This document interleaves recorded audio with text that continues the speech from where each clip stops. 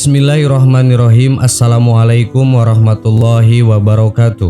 Sahabat yang beriman, iblis merupakan makhluk laknatullah yang akan menggoda manusia agar memilih jalan menuju mereka. Sejak baru lahir hingga manusia menuju ajal, tidak akan pernah lepas dari godaannya. Golongan ini tidak akan membiarkan Bani Adam menjalankan perintah Allah dan Rasul-Nya. Banyak manusia berpikir, jika demikian jahat iblis tersebut, mengapa Allah tidak membinasakannya saja? Tapi Allah tentu tidak menciptakan makhluk ini tanpa fungsi.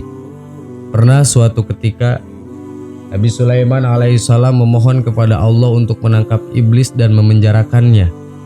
Nabi berharap ketiadaan iblis akan membuat manusia hidup lebih tentram dan damai tanpa dosa. Namun apa yang terjadi setelahnya membuat Nabi Sulaiman kembali melepaskan makhluk tersebut. Sebenarnya kondisi apa yang dialami dunia tanpa iblis dan setan? Berikut ulasannya. Kisah ini dipetik dari buku Kisah-Kisah Allah karya Ahmad Mirkhalab Jadeh dan Qasim Mirkhalab Jadeh. Dalam sebuah riwayat diceritakan bagaimana Nabi Sulaiman alaihissalam memiliki kekuatan penuh menundukkan kalangan manusia, jin, dan hewan. Bahkan setan-setan kala itu menjadi pekerjanya untuk membawa dan mengimpor batu-batuan, pasir, serta bahan bangunan lain untuk membangun bangunan-bangunan mewah. Namun meski dengan kekayaan dan kekuasaan tersebut, ternyata Nabi Sulaiman mencari makan dari rejeki yang diperolehnya dengan berjualan tas di pasar.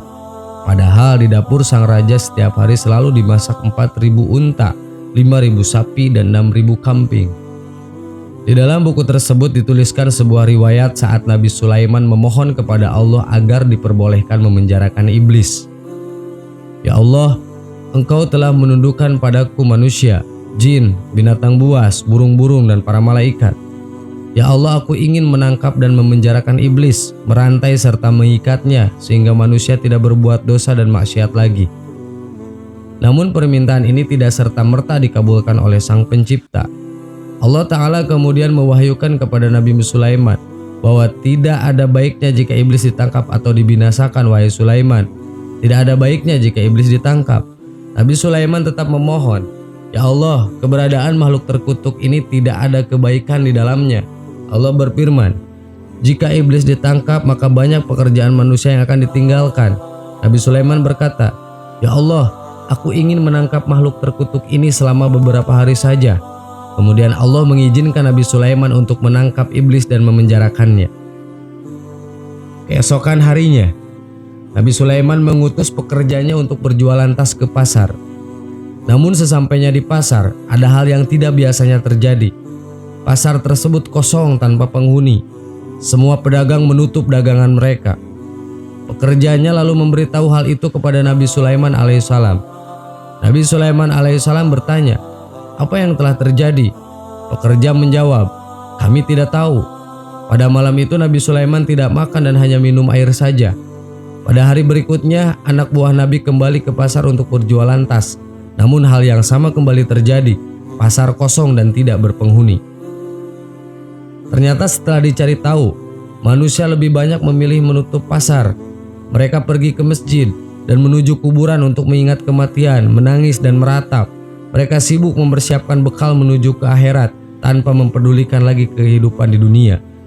Hal ini tentu membuat sang Nabi keheranan. Apa yang sedang terjadi, pikirnya. Nabi Sulaiman lalu bertanya kepada Allah perihal ini. Kenapa orang-orang tidak bekerja mencari nafkah? Lalu Allah mewahyukan kepada Nabi Sulaiman, wahai Sulaiman, engkau telah menangkap iblis itu, sehingga akibatnya manusia tidak bergairah bekerja mencari nafkah. Bukankah sebelumnya telah kukatakan kepadamu bahwa menangkap iblis tidak mendatangkan kebaikan? Mendengar jawaban Allah, Nabi Sulaiman kemudian melepaskan iblis dan bala tentaranya. Dan benar saja, keesokan harinya pasar kembali ramai. Manusia kembali bersemangat bekerja mencari harta dunia untuk makan dan memenuhi kebutuhannya. Sahabat yang beriman, jadi jangan berprasangka buruk terhadap ciptaan Allah. Meski dia kita anggap tidak berguna sekalipun, karena Allah lah yang maha tahu apa yang dia ciptakan. Wallahu a'lam. Wassalamualaikum warahmatullahi wabarakatuh.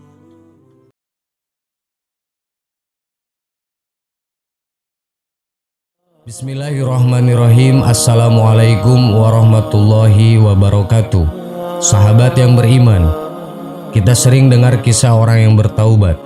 Ada yang berasal dari raja yang dolim kemudian bertaubat. Ada juga yang berasal dari kepala perampok kemudian bertaubat dan akhirnya berkat amalannya diangkat menjadi waliullah. Tapi kisah ini agak unik sedikit karena ini adalah kisah cicit atau anaknya cucu iblis laknatullah yang bertaubat kembali ke jalan Islam. Kisah yang kami petik dari kitab karangan Imam As-Suyuti ini kami kira baik untuk dijadikan renungan bersama. Inilah kisahnya. Al-Ukaili, salah seorang penghafal hadis penulis kitab Ad-Du'afa. Dalam sebuah kitab karangannya, Al-Ukaili meriwayatkan Abu Nuaim Al-Baihaqi dari Umar.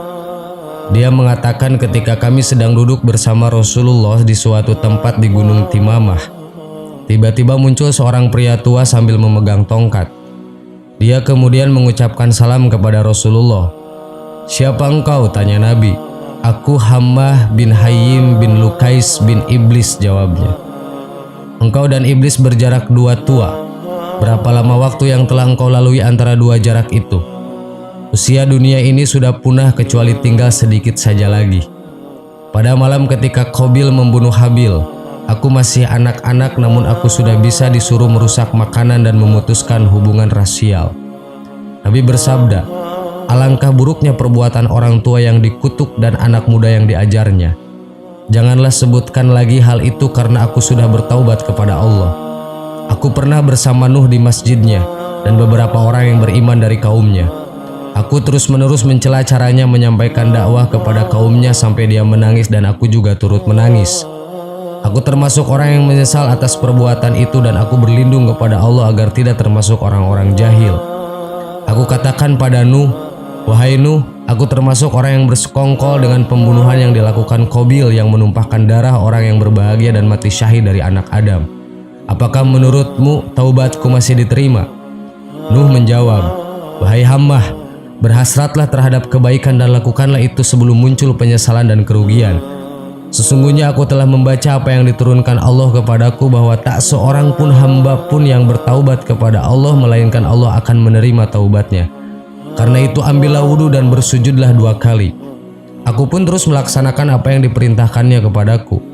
Ketika aku sedang sujud diserukan kepadaku, angkatlah kepalamu karena taubat bagimu sudah turun dari langit.